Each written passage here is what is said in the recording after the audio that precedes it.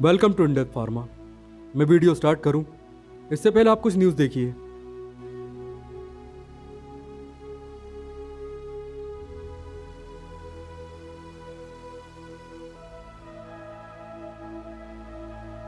आप इन सभी में एक चीज़ कॉमन पाएंगे कि इन सभी दुर्घटनाओं में नींद की गोली का मिसयूज़ किया गया है, या तो जानबूझकर या गलती से।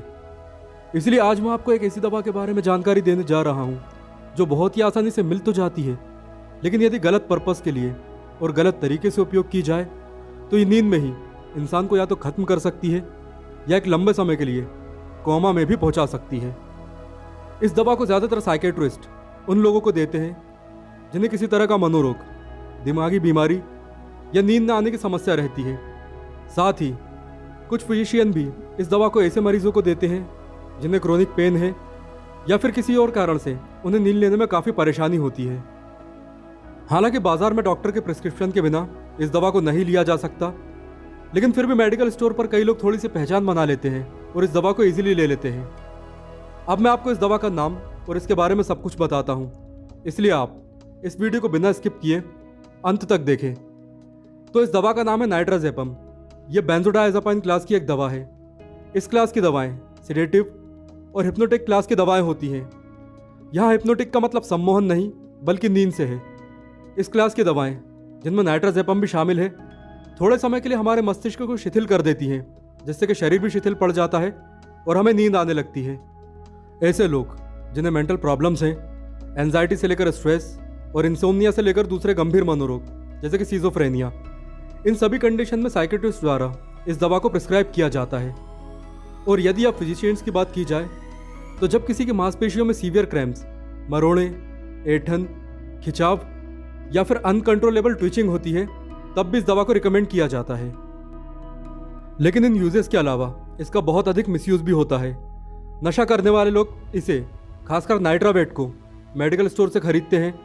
शराब और बाकी नशे की तुलना में यह बहुत ही सस्ती पड़ती है और किसी को शक भी नहीं होता। और इसका नशा बहुत लंबे समय तक जारी भी रहता है, 6 से लेकर 8-8 घंटों तक।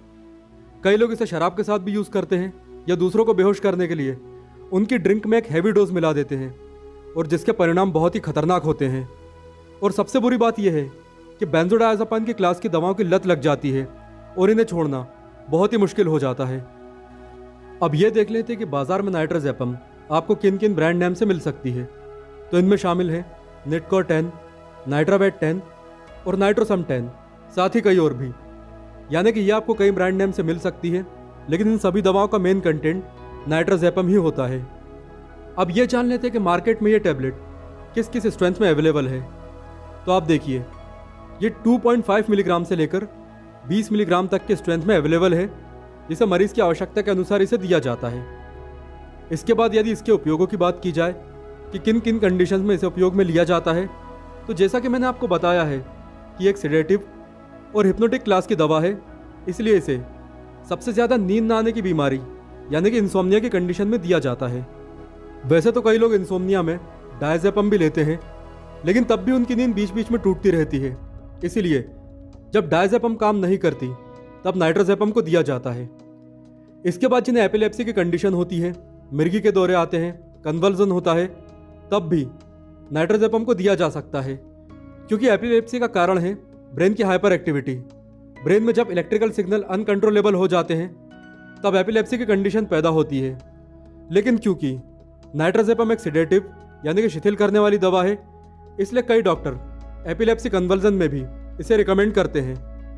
इसके बाद मांसपेशियों की समस्याओं के बारे में तो हम पहले ही जानकारी ले चुके हैं, क्योंकि एक रिलैक्सेंट भी है, इसीलिए मांसपेशियों को रिलैक्स करती है। तो यही कुछ इस दवा के मेन यूजेस थे। इसलिए अब हम इस दवा के साइड इफेक्ट्स की भी बात कर लेते हैं। तो क्योंकि एक सेडेटिव और हिप्नोटिक है, दिमाग और शरीर को यह दवा शिथिल कर देती है, इसलिए इसे लेने के बाद आपको बहुत ज़्यादा थकान महसूस हो सकती है, इतनी ज़्यादा कि पूरे दिन बिस्तर से उठने की हिम्मत ना हो। इसके अलावा सिर चकरा सकता है, चक्कर आ सकते हैं, हो सकता है कि किसी काम में मन ही ना लगे, पेट दर्द हो सकता है, अकेलापन महसूस हो सकता है, चिड़चिड़ापन महसूस हो सकता है।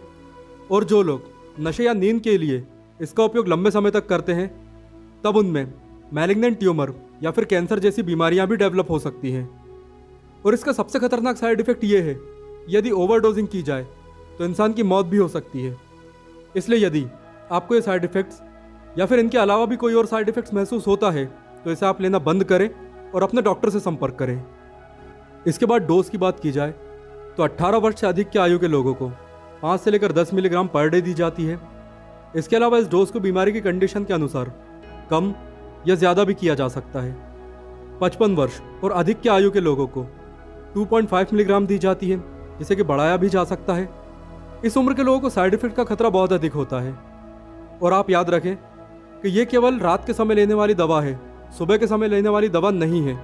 तो आप इसे केवल रात में सोते समय लें या फिर सोने से 1 घंटा पहले लें।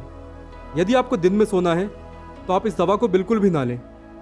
अब बच्चों की बात की जाए तो 5 साल से अधिक उम्र के बच्चों को ये डोज उनकी बॉडी वेट यानी कि जितना आपके बच्चे का वजन होगा उसके अनुसार दी जाएगी। लेकिन आप ये याद रखें कि 5 साल से कम उम्र के बच्चों को यह दवा बिल्कुल भी नहीं देना है। अगर आपका बच्चा 5 साल से कम उम्र का है और उसे एपिलेप्सी की कंडीशन है और अगर कोई डॉक्टर फिर भी इस दवा को रिकमेंड या फिर प्रिस्क्राइब करता है तो आप अपने डॉक्टर से उसके डिसीजन को रिव्यू करने का कहें, क्योंकि बच्चों के लिए दवा बहुत ही ज़्यादा खतरनाक और जानलेवा है। वैसे डॉक्टर इस तरह की गलती नहीं करते हैं, लेकिन फिर भी अपने बच्चे का ख्याल आपको ही रखना है। अब प्रिकॉशंस या कॉन्ट्राइंडिकेशंस की बात की जाए तो अल्कोहल के साथ इसे बिल्कुल नहीं लेना है, क्योंकि ये जानलेवा साबित हो सकता है। इसे लेने के बाद गाड़ी नहीं चलाना है, हेवी मशीनों पर काम भी नहीं करना है, ऊंचाई पर नहीं जाना है।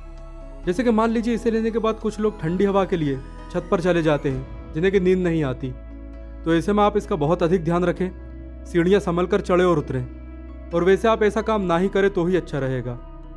इसके अलावा प्रेग्नेंट, ब्रेस्ट फीडिंग लेडीज़ और 5 साल से कम उम्र के बच्चे इसका उपयोग नहीं करेंगे। और यदि आप मनोरोग या नींद न आने की समस्या के लिए पहले से ही कोई दवा ले रहे हैं तो इसे लेने से पहले आप अपने डॉक्टर को इन्फॉर्म ज़रूर करें। तो दोस्तों, ये थी नाइट्रोसेपम के बारे में वो जानकारी जो आप सभी के लिए ज़रूरी थी। यदि आप दवाइयों की ऐसी सटीक जानकारी चाहते हैं तो इंडेप्थ चैनल को सब्सक्राइब करके इंडेप्थ फार्मा प्लेलिस्ट को ज़रूर देखें। और यदि यह वीडियो आपके लिए हेल्पफुल है तो इसे लाइक ज़रूर करें।